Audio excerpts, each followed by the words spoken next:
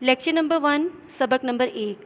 السلام علیکم بچوں، آج ہم نے دوسری سماحی کا سبق نمبر 1 ڈرپوک غلام پڑھنا ہے۔ بچوں، اس کہانی میں بتایا گیا ہے کہ جب تک کوئی شخص تکلیف نہیں اٹھاتا اسے آرام کی قدر نہیں آتی۔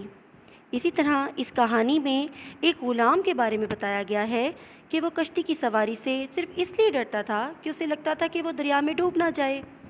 پھر اس کہانی میں بتایا گیا کہ کس طرح ایک عقل مند شخص اس کے اس خوف کو، اس ڈر کو ختم کر دیتا ہے۔ بچوں، اب میں اس کہانی کی کتاب خوانی کروں گی۔ آپ نے اس کہانی کو میرے ساتھ ساتھ غور سے پڑھنا ہے، اور اس کے علاوہ کچھ لفظ جو میں انڈر لائن کرواؤں گی آپ نے ان کے میننگز بھی بک کے اوپر ہی لکھنے ہیں، ٹھیک ہے؟ تو چلیں اب میں اس کی کہانی کی کتاب خوانی کرتی ہوں۔ ڈرپوک غلام۔ آسمان پر ہلکے ہلکے بادل چھائے ہوئے تھے اور ٹھنڈی ہوا چل رہی تھی۔ ایسے پرلطف موسم میں ایک بادشاہ کشتی میں بیٹھا دریا کی سیر کر رہا تھا۔ اس کے ساتھ درباری اور غلام بھی تھے۔ کشتی میں ہر شخص خوش تھا اور سیر کا لطف اٹھا رہا تھا۔ صرف ایک غلام ایسا تھا جو کشتی کے کونے میں دبکا ہوا روئے جا رہا تھا۔ بچوں، دبکا ہوا کو انڈر لائن کریں اور اس کے اوپر اس کا معنی لکھیں، ڈرا ہوا۔ بادشاہ نے غلام کو روتے دیکھا تو درباریوں سے پوچھا، یہ کیوں رو رہا ہے؟ کیا اس کو سیر اچھی نہیں لگتی؟ ایک درباری نے جواب دیا، حضور والا، یہ ڈر کے مارے رو رہا ہے، اسے خوف ہے کہ کہیں دریا میں ڈوب نہ جاؤں۔ بچوں، خوف کو انڈر لائن کریں اور اس کے اوپر اس کا معنی لکھیں، ڈر۔ خوف کا معنی لکھیں، ڈر۔ درباریوں میں ایک شخص بہت عقل مند تھا۔ عقل مند کو انڈر لائن کریں۔ عقل مند کا معنی لکھیں، ذہین۔ عقل مند کا معنی ہے ذہین۔ اس نے جب یہ سنا تو بادشاہ سے بولا، جہاں پناہ، اگر آپ اجازت دیں تو میں اس کا خوف دور کر دوں۔ بادشاہ نے اجازت دے دی۔ عقل مند شخص نے دوسرے غلاموں سے کہا کہ وہ رونے والے غلام کو دریا میں پھینک دیں۔ غلاموں نے ایسا ہی کیا۔ جب رونے والا غلام دریا میں 2-3 غوطے کھا چکا کے اوپر معنی لکھیں، ڈبکی لگانا۔ ڈبکی لگانا۔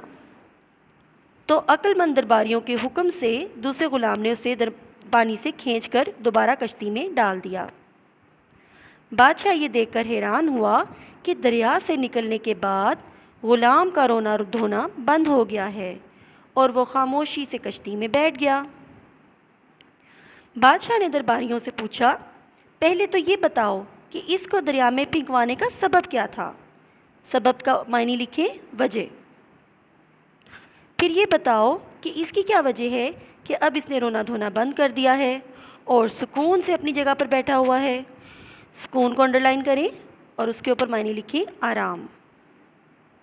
عقل مند درباری نے جواب دیا، جہاں پناہ، میں نے اسے دریا میں اس لیے پھینکوایا کہ جب تک کوئی شخص تکلیف نہیں اٹھاتا اسے آرام کی قدر نہیں آتی۔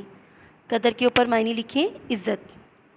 قدر کو انڈر لائن کریں بچوں اور اس کا معنی لکھیں، عزت۔ یہ شخص ڈوبنے سے ڈرتا تھا مگر اس نے دریا میں غوطہ کبھی نہیں کھایا تھا۔ اب جب کہ یہ غوطہ کھانے کی تکلیف اٹھا چکا ہے تو اسے کشتی میں آرام سے بیٹھنے کی قدر آئی ہے۔ بچوں، ہم نے اس سبق کی کتاب خوانی کی ہے، تو اب میں اس کے آبجیکٹیو آپ کو ہائی لائٹ کرواؤں گی۔ کتاب کے اوپر جو لفظ ہائی لائٹ ہوئے ہیں آپ نے اسی طرح اس کو اپنی کتاب پر بھی ہائی لائٹ کرنا ہے۔ میں ان الفاظ کو ایک دفعہ دہرا دیتی ہوں۔ پہلا لفظ ہے آسمان، آسمان، بادل، بادشاہ، کشتی، دریا، دبکا ہوا، غلام، ٹرن دا پیج، خوف، دریا، عقل مند، دریا، سکون، تکلیف، آرام، قدر، ڈوبنے، غوطہ، کشتی، آرام۔ بچوں، جو لفظ آپ کو ہائی لائٹ کروائے گئے ہیں آپ نے ان کو بک پر اسی طرح ہائی لائٹ کرنا ہے اور ان کو اچھی طرح سے یاد کرنا ہے۔ کتاب خوانی کی کریں تو ان لفظوں کو یاد کر کے اپنی امی یا باجی کو آبجیکٹیو کے طور پر انہیں سنانا ہے۔ اللہ حافظ۔